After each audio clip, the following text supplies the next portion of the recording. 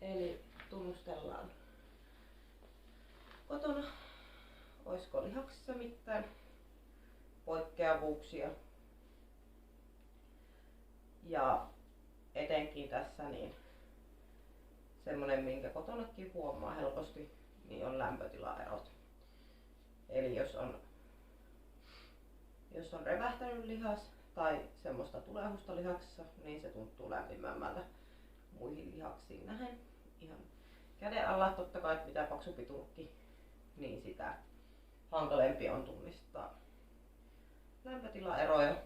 Ja sitten myöskin se, että jos koira on ensin maannut toisella kylällä tai istunut toisella lonkalla, niin totta kai se kohta, mikä on ollut sitten lattiaa tai alusta vasten, niin on aina lämpimämpi muuhun lihaksistoon verrattuna.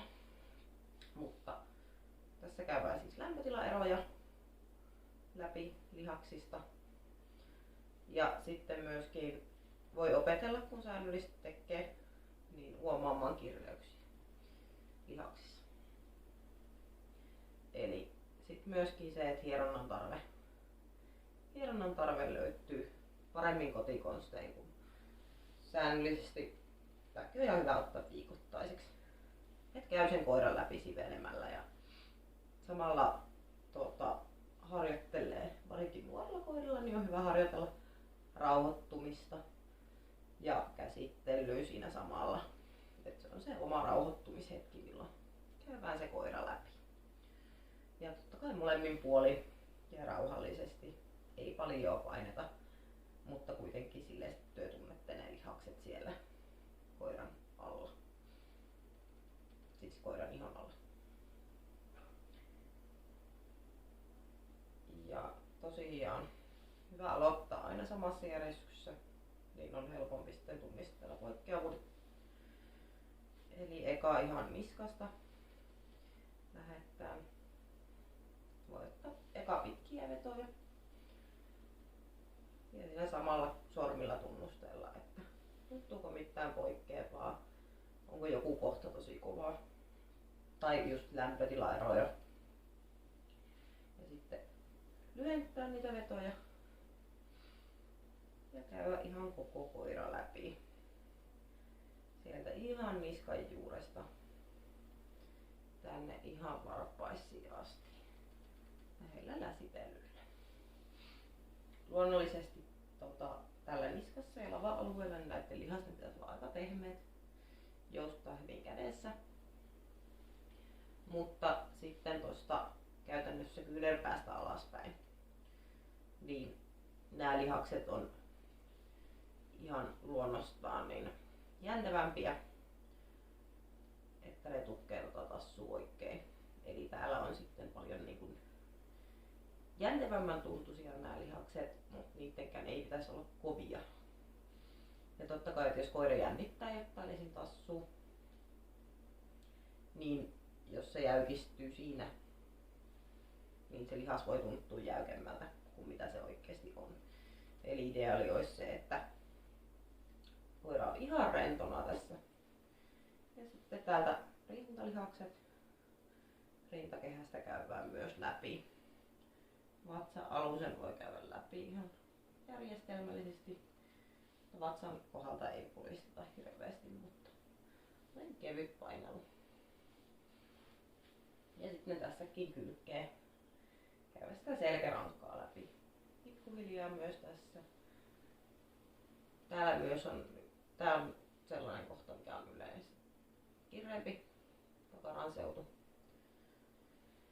Mutta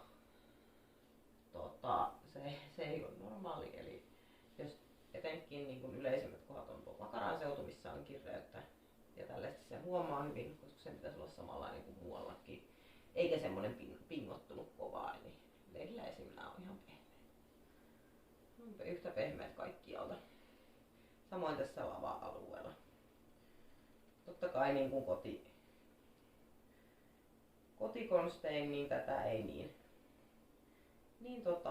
hyvin pysty tekemään kuin ammattilaiset, koska ei niitä lihaksia tiedä välttämättä. Mutta se on kuitenkin hyvä sellainen yleinen tunnustelu, että jos ei koiran muusta käytöksestä huomaa, että on kireyttä, niin jos tästä huomaisi sitten.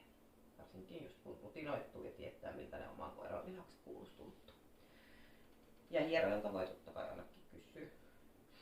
Et jos se sanoo, että jos on kireyttä, niin pyytää näyttämään se tai lihasryhmät, missä on, jos on ainakin useammin kerran sitä kireyttä, pyytää näyttämään ja sitten opetella sen hieronnan jälkeen, kun ne on auki, niin siitä, että miltä niiden kuuluisi tuntuu, niin sitten huomaa helpommin sen, että milloin ne ei tunnu siltä kun kuuluisi. Eli ne ei ole pehmeät.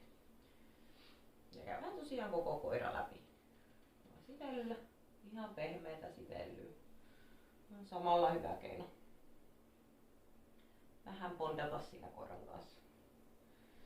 Ja nauttii yhteistä hetkestä aina viikoittain. Käy läpi. Ja täällä takajaloille sama kuin etuosalle. Nyt on kireyksien ja lämpötilojen lisäksi niin kannattaa seurata koiran ilmettä. Tässä Lady on nyt rentoutunut. Ei missään kohti säpsy. Ei yritä nousta ylös, että tuntuisi pahalta. Et jos on mitään sellaista käyttäytymistä, niin silloin se yleensä tuntuu epämukavalta se kosketus siinä kohti tai se kohta on kipeä, jolloin koira ei halua, että sitä koskettaa. Mutta kun koira on rento, niin silloin se todennäköisesti ei ole kipeä. Voi tosiaan ihan sivellä. Voi vähän painaakin, ei paljon. Mutta silleen sitten tunnette tosiaan sen lihaksen siellä alla.